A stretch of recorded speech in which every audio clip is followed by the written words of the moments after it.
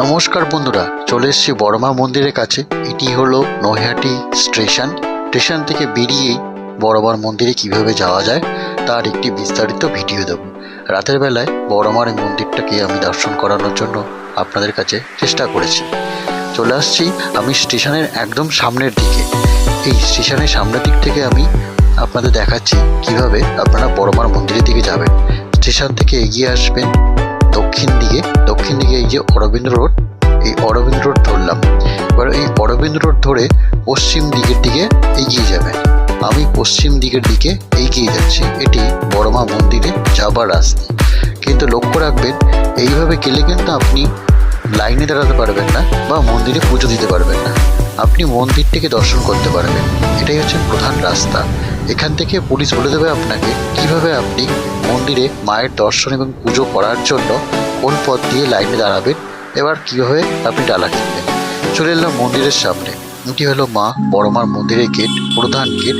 আর এটি হলো বড়মা অফিস। ওপরে একটি এলসিডি আছে। আর মন্দিরের মধ্যে অনেকগুলো সুন্দরভাবে দেবতাদের ছবি এবং প্রতিকৃতি দেয়া আছে। এই যে মায়ের মন্দির, এর নিচেই মায়ের স্থান। এটি হচ্ছে মন্দিরের চূড়া। এবার দেখাচ্ছি, এটি সোজা হলো স্টেশনের দিক যেখান থেকে আমি এলাম, এবং এটি হচ্ছে মন্দির।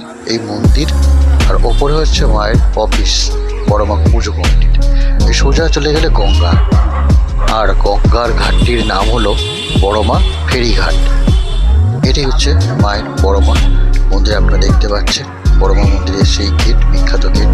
এইখান থেকে মানুষ যারা পুণ্যার্থী যারা আছেন তারা পুজো দেয়।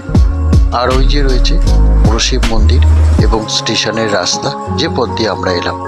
আর বড়মার ট্যাগলাইন দেওয়া রয়েছে এখানেতে বড় করে দেখছি, ধর্ম হোক যার যার, বড়মা সবার। একদম সত্যি কথা, বড়মা সকলেরই জন্য। তাই জন্যই তো আজ সবাই বড়মার পুজো দিতে আসছেন। আর এই হলো গঙ্গা রাস্তা। আর মায়ের প্রধান ঘর, যে পথ দিয়ে পুজো দেওয়ার পর চলে আসা যায়, এটি মায়ের প্রধান ঘর। জয় বড়মা, জয় বড়মা।